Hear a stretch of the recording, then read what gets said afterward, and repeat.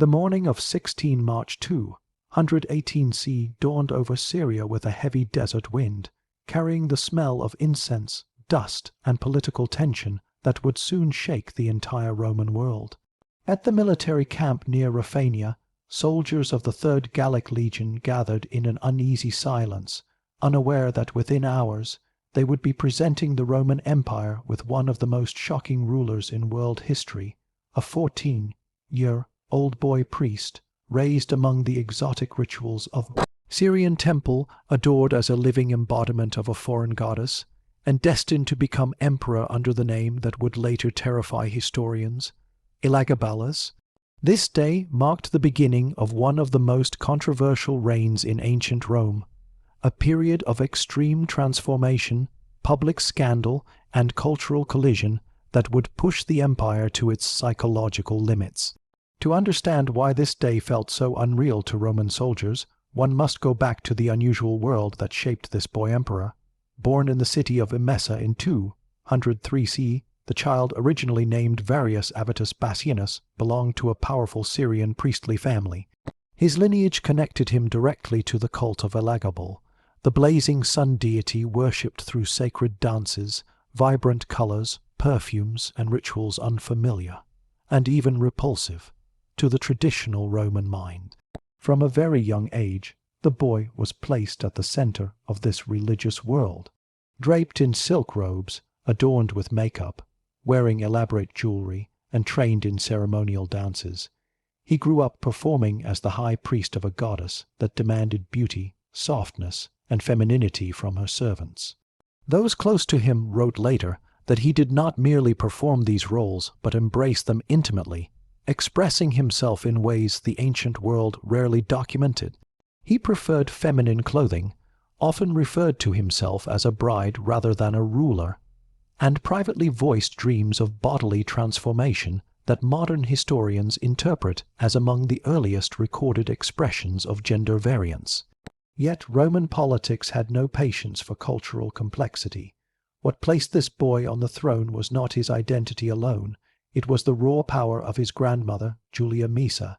She was a sharp, calculating woman of the Severan dynasty, sister of Julia Domna and aunt of the late Emperor Caracalla.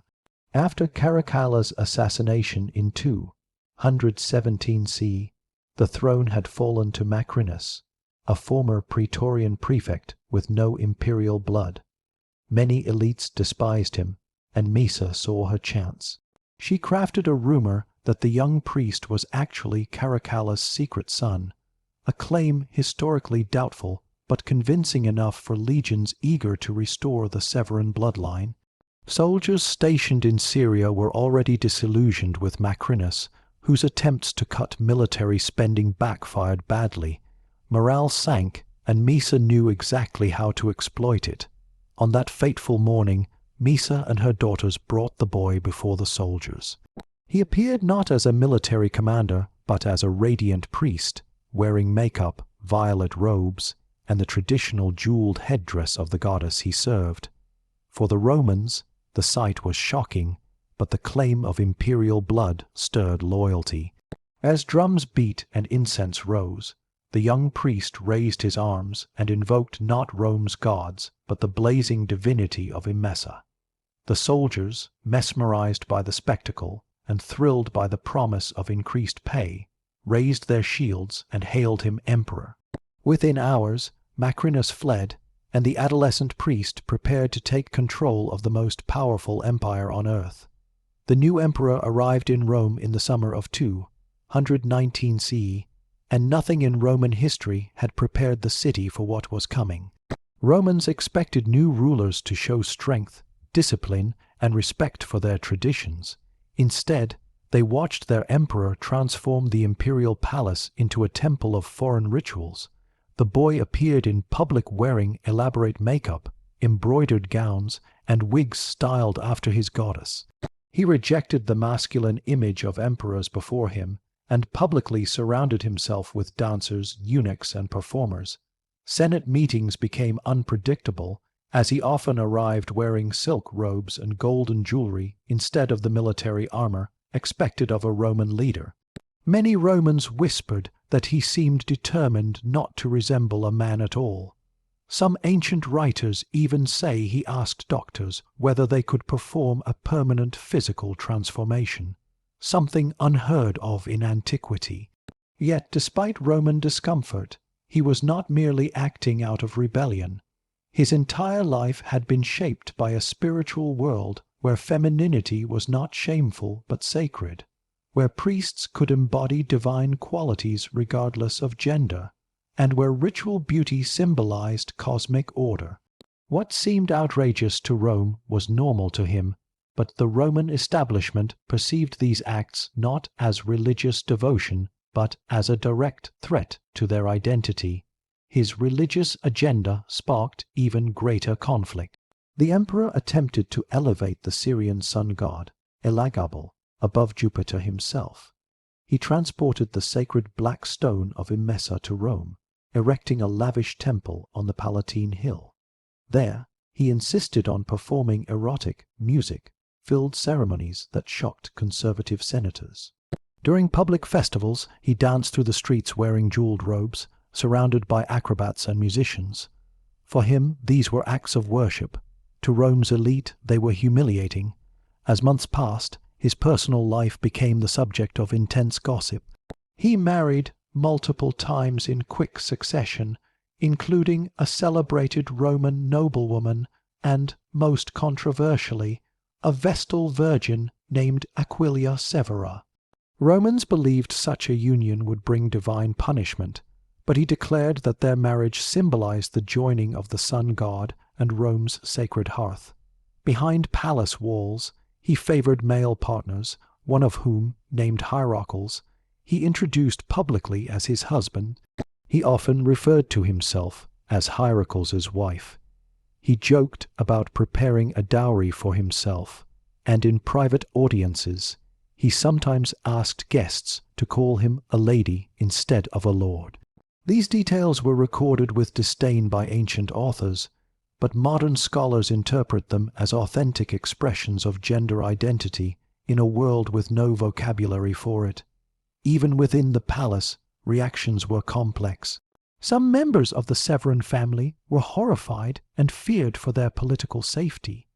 Others tolerated him out of loyalty or ambition.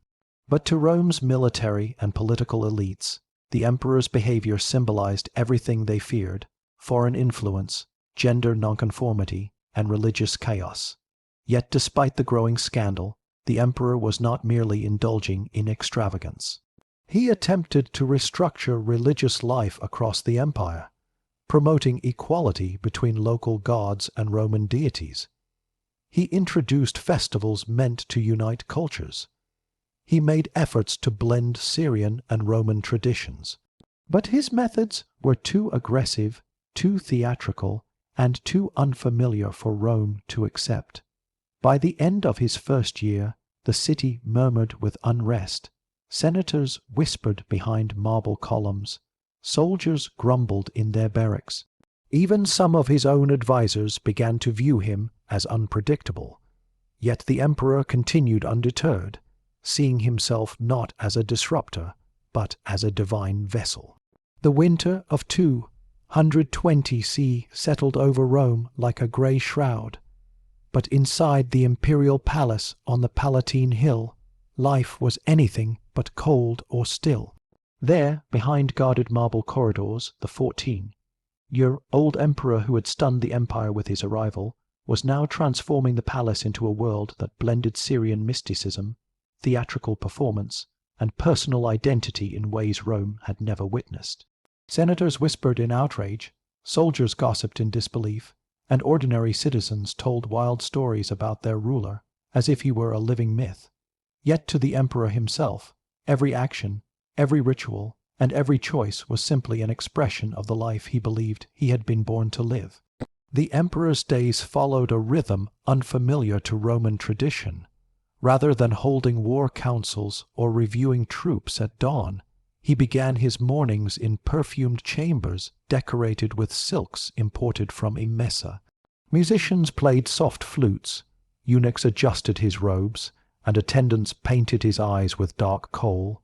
the same ceremonial style used in the Syrian sun cult. He declared each morning that appearance was a reflection of divinity, that beauty served the gods, and that the empire should witness its leader in full splendor. To the Roman military establishment, this was an outrage. To him, it was devotion. At the center of his spiritual world was the sacred black stone of the sun deity, installed in the newly built temple known as the Elagabalium. Each evening, he ordered a grand procession from the palace to the temple. Dancing priests carried torches, acrobats spun through the streets, and the emperor led the parade in a chariot drawn not by horses but by rare animals, sometimes white camels from Syria. Dressed in jeweled gowns, his face glowing with cosmetics, he guided the procession as if conducting a divine spectacle. Romans watched in stunned silence as the emperor performed rituals that blended masculine and feminine symbols with total confidence. But his religious ambitions grew even more daring. At the height of his reign, he proclaimed that the sun god must be placed above all Roman gods, even Jupiter. For Romans, this was not just heresy. It was a threat to the very order of the world. The temple of Jupiter had stood as the spiritual heart of Rome for centuries. To elevate a foreign deity above him felt like an act of betrayal. Senators who had tolerated the emperor's eccentricities now felt wounded at their core. Yet the emperor did not see himself as a rebel. In his mind, the sun ruled all creation. He believed he had been chosen to unite Rome under the brilliance of the Eastern divinity. He reorganized public sacrifices, demanded new festivals, and introduced a calendar based on Syrian sacred days. Priests accustomed to simple Roman rituals now found themselves learning new dances, burning exotic perfumes, and chanting songs in Aramaic. Some complied reluctantly. Others whispered that the empire had fallen under the spell of foreign magic. As his religious changes intensified, his personal life became the subject of even more fascination. Rome buzzed with stories of the emperor's marriages. His union with Aquilia Severa, a Vestal virgin, remained the most controversial. Vestals were sworn to 30 years of chastity, believed to safeguard Rome's eternal fire. For an emperor to marry one was seen as deeply dangerous, but the emperor insisted the marriage symbolized a cosmic union between his sun god and Rome's sacred hearth. He even declared that the gods had approved the match, but many saw it as a deliberate violation of the most sacred Roman law. Superstitious citizens feared plagues, earthquakes, or military disasters as divine punishment. Senators debated secretly whether this was grounds to remove him from power.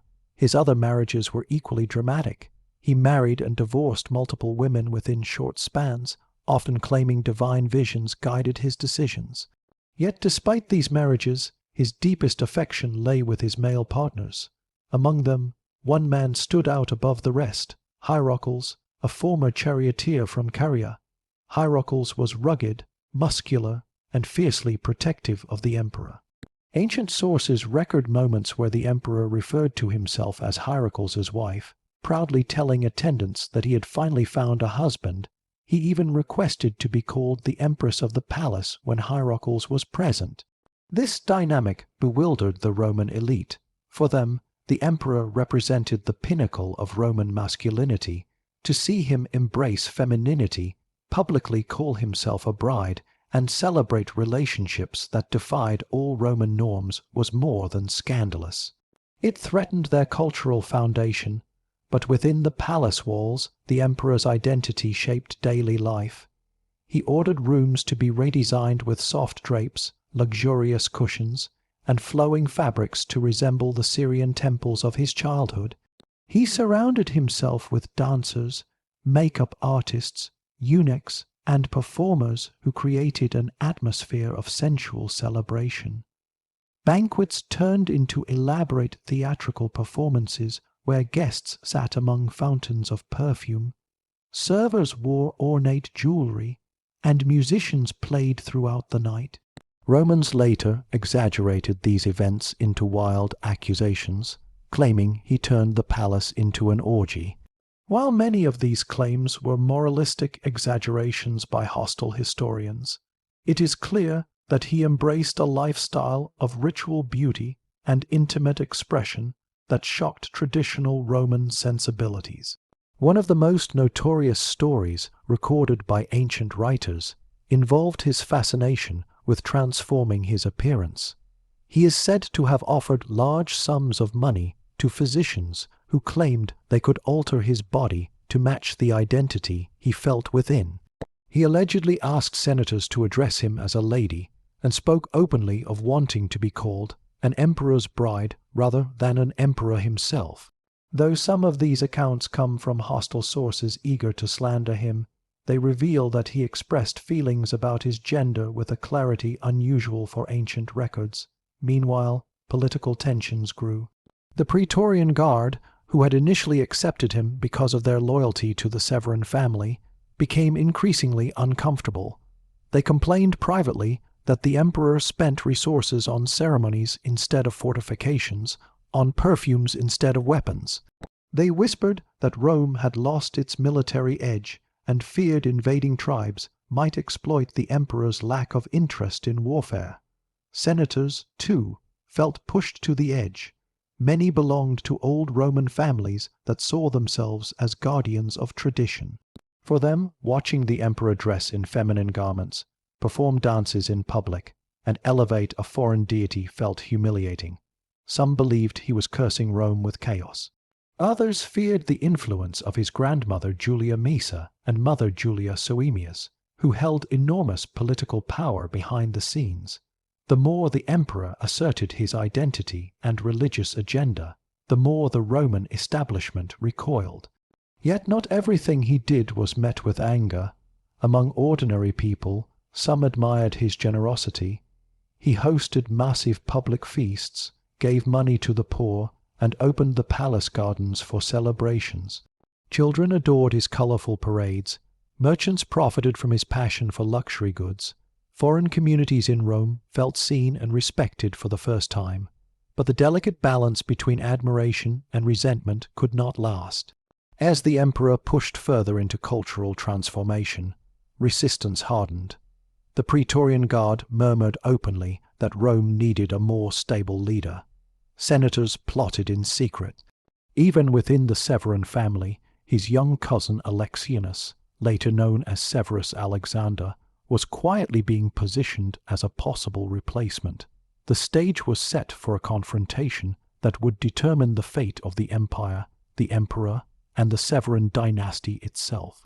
The year 221 C opened with a sense of tension, thick enough to be felt in the air of every Roman street. Rome had survived countless emperors, from madmen to tyrants, from children to warlords, but nothing had prepared the empire for a ruler who challenged both its religious foundation and its understanding of identity. Whispers spread through the marble corridors of the Senate and the drill yards of the Praetorian Guard. The emperor's latest decisions had pushed the elite past their breaking point. Rome was still outwardly stable, but inside, the empire trembled. The emperor's conflict with the political establishment reached a dangerous turning point when he attempted to elevate his young cousin, Alexianus, to a position that many believed was meant as a symbolic gesture of unity between family factions. Alexianus, barely 14, represented everything the emperor was not. He was quiet, obedient, traditionally Roman in behavior, and carefully trained by his grandmother Julia Maesa to appear as the perfect opposite of the emperor's flamboyant and unconventional rule. The Praetorian Guard admired Alexianus's discipline. Senators found comfort in his calm demeanor, and Julia Maesa, who had once brought her older grandson to power, now subtly encouraged Rome to imagine a different future. The emperor sensed the growing admiration for his cousin and grew suspicious. He feared betrayal and accused Alexianus of plotting against him. This was not entirely paranoia. The Senate had begun communicating secretly with Alexianus's advisors. The Praetorian Guard started to treat the boy with reverence. Even some of the emperor's closest attendants whispered that the young cousin might soon take the throne. Feeling threatened, the emperor demanded absolute loyalty. He arrived unexpectedly at meetings, demanded soldiers swear devotion directly to him, and punished anyone who lingered too long near his cousin's quarters. Yet even as political pressure mounted, he continued to embrace his personal identity with fearless openness. He entered Senate meetings wearing flowing robes embroidered with gold thread. He decorated his hair with jewels and attended banquets surrounded by musicians and dancers. Some ancient writers described evenings where he requested to be addressed as the palace bride, laughing and telling guests that he was preparing for a divine wedding. Whether these descriptions contained exaggerations is debated by modern historians, but there is no doubt that he openly expressed identity in ways ancient Rome had no framework to understand. One famous account describes his fascination with makeup. He imported entire shipments of eyeliner, perfumes, and pigments from Syria and Egypt. Attendants trained in temple aesthetics helped apply his cosmetics each morning. He studied his reflection carefully, adjusting his appearance with the same devotion he gave to religious rituals. He declared that presenting himself with beauty honored the gods, but to senators used to stern, armored rulers, these practices felt like mockery. The emperor's behavior at public festivals only intensified outrage. During one major ceremony, he appeared as the leading priest of the sun god, wearing garments so heavily decorated with jewels that attendants had to lift parts of the fabric so he could walk. He danced before the sacred black stone, calling upon divine energy with swirling movements and chants in Aramaic. The crowd watched in awe, confusion, and scandal. Some cheered, others stood stiffly, unsure whether to bow or flee. Senators watching from reserved seats felt their dignity wounded. They whispered that Rome was no longer Rome. The emperor's insistence on embodying femininity also troubled the military. Soldiers raised in a culture that valued harsh discipline struggled to reconcile their expectations with the ruler they saw. Many admired his generosity, for he increased their pay and hosted lavish feasts. However, the Praetorian Guard, whose loyalty decided the rise and fall of emperors, became increasingly uneasy. Their loyalty was slipping. The situation deteriorated further when the emperor appointed individuals who reflected his personal tastes rather than Roman expectations. He promoted dancers, eunuchs, and personal favorites to high-ranking positions. A man who once served as a stage performer was suddenly given authority over palace affairs. A eunuch priest from Syria became responsible for temple finances. Hierocles, the emperor's partner, allegedly received privileges above senators. Whether fully accurate or exaggerated by hostile historians, these stories damaged the emperor's already fragile political support. Meanwhile, Julia Maesa observed everything silently. Her ambition had placed the emperor on the throne, but now she feared he was too unpredictable to protect the family's power. She supported him in public, but privately she strengthened her influence over Alexianus's military supporters. She supplied gold to the Praetorian Guard, rewarding those who aligned with her younger grandson. Day by day, the Guard's loyalty shifted. The emperor grew desperate for control. In one attempt to reassert dominance, he ordered a special ritual at the Elagabalium. He carried the sacred stone in a lavish procession, hoping to restore divine favor. But instead of calming political unrest, the event became a symbol of how distant he had become from Roman reality. The crowd admired the beauty and grandeur, but the senators saw only an emperor spiraling into isolation. At night, the palace became a scene of contrasting worlds. In the emperor's quarters, soft light flickered over silk draperies. Musicians played gentle rhythms, and attendants applied perfumes imported from far regions of the empire. His conversations revolved around visions, divine messages, and personal desires. He spoke freely about his longing to live fully as a woman, telling close companions that he wished to be married as a bride in a ceremony witnessed by the whole empire. Some sources even claim he sought medical procedures, asking physicians whether his body could be altered to match his identity. Although ancient writers often sensationalized these accounts, they reveal an inner experience of gender uncommon in ancient Roman texts.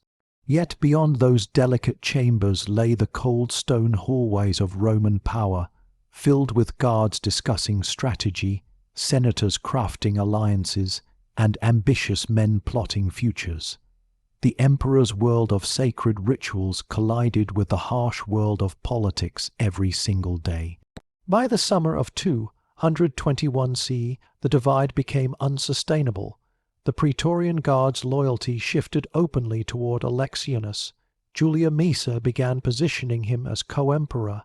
She praised his virtues in public gatherings, comparing his discipline to the emperor's extravagance. The Guard demanded that Alexianus be given official titles. Forced into a corner, the emperor reluctantly agreed to make his cousin Caesar, a title marking him as heir. But instead of calming tensions, this move accelerated them. Now Rome had two emperors, one embraced by tradition, the other embraced by his own identity and the gods of the East. The emperor realized too late that by elevating his cousin, he had empowered his greatest rival. He panicked, attempting to strip Alexianus of authority, but the Guard refused to obey. They now protected the younger boy above all else. The emperor retreated into the palace, surrounded by loyal dancers, priests, and attendants. He held long nights of ceremony, seeking guidance from the sun god. Some sources suggest he prayed desperately for divine protection, convinced that the gods would save him from betrayal. But divine signs did not come. Instead, political reality closed in. The breaking point arrived when the emperor attempted to flee the city with his mother, hoping to rally loyal soldiers in the east, but the Praetorian Guard had been watching. They blocked the exits, surrounded the palace, and prepared to act. The empire was on the brink of bloodshed, and only one outcome could preserve Rome's political structure: the emperor's removal. The dawn of 11 March 222 CE rose cold over Rome, its pale light touching the rooftops of the Praetorian camp, where destiny waited with a sword already drawn. Inside the imperial palace, the emperor who had dazzled and shocked the empire for nearly 4 years awoke unaware that this sunrise would be his last as ruler of the world's greatest empire. The corridors that once echoed with music and ritual now felt eerily silent. The attendants who normally hurried to prepare perfumes, silks, and cosmetics moved cautiously, exchanging glances filled with fear. They had heard the rumors. The Praetorian Guard was preparing to act. Julia Maesa, the grandmother who had once elevated her flamboyant grandson to the throne, now stood behind the plot to remove him. Her political instincts were razor-sharp. She sensed that the empire's stability, the family's survival, and her own power depended on replacing the emperor with the calmer, traditional young Alexianus, now widely known by the name Severus Alexander. The Guard adored Alexander, senators trusted him, merchants felt reassured by him, and Maesa had filled the Guard's pockets with gold to ensure their loyalty. All that remained was the final step, eliminating the emperor. Inside his private chambers, the emperor sensed danger, but could not see its shape. He had spent the previous night performing rituals before the sacred stone of the sun god. He prayed for protection, for clarity, for a divine sign. But the gods remained silent. His mother Julia Soemius, fiercely loyal to her child, urged him to act quickly. She told him that the god's mood had turned violent. Some attendants begged him to leave the palace and seek refuge among the people who loved him. Others advised appealing directly to the Senate, but it was too late.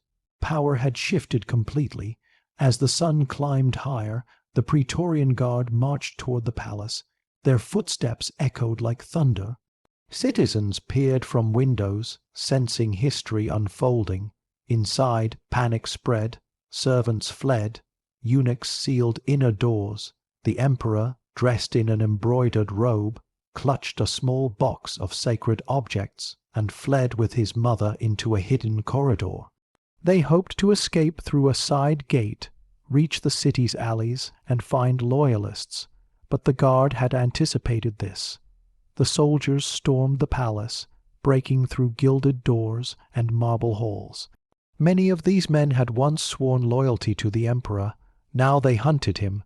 They passed through rooms filled with silks, incense burners, and ceremonial ornaments. To them, these decorations symbolized everything they despised. Every perfume bottle, every jewel, every painted wall represented a ruler they believed had humiliated Rome.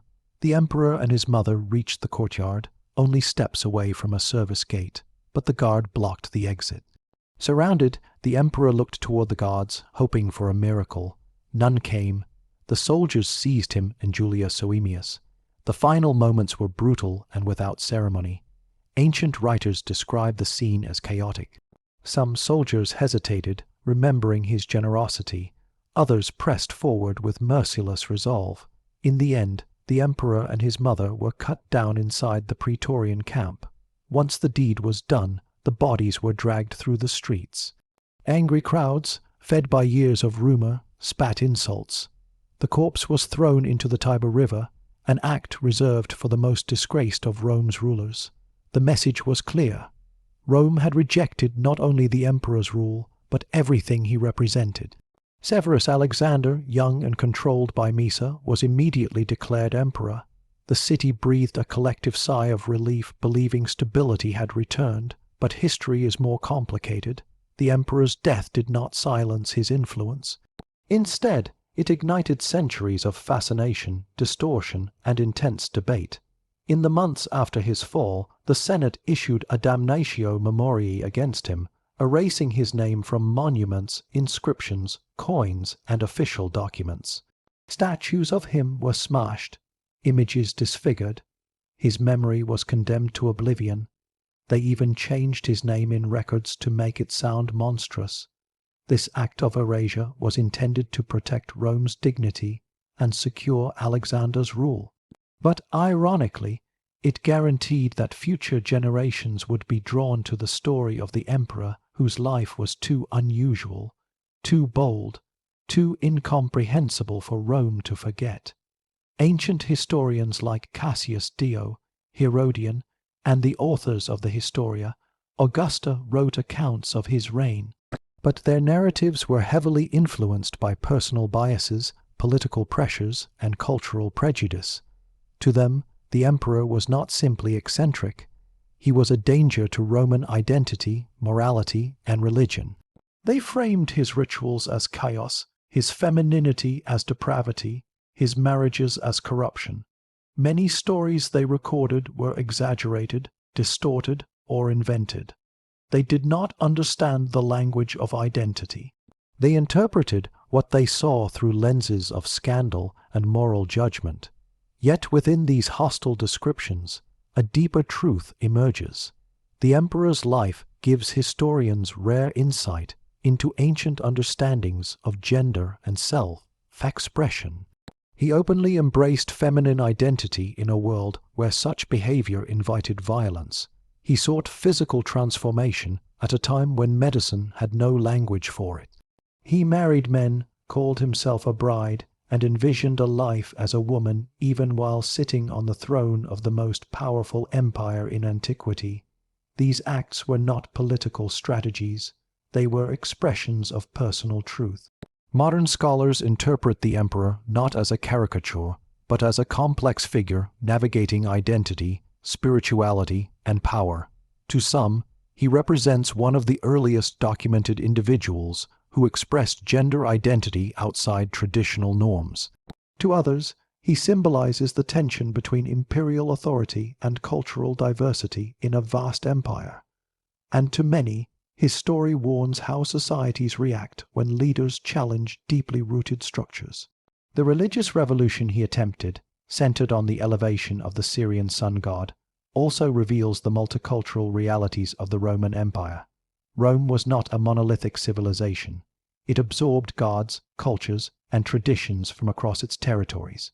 Yet there were limits to what the elite would accept. The emperor crossed those limits. His fall demonstrates how cultural conflict, identity politics, and power struggles shaped Rome as much as military conquest and political reform. His death also reshaped the Severan dynasty. Severus Alexander, the young cousin raised to replace him, became a symbol of restored order. Yet his reign, though stable, lacked the boldness of his predecessor.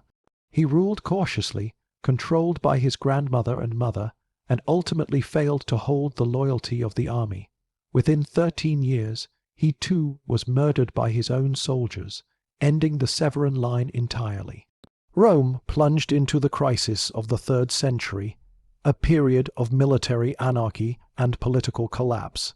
Some historians argue that the empire never fully recovered from the decisions made during these years.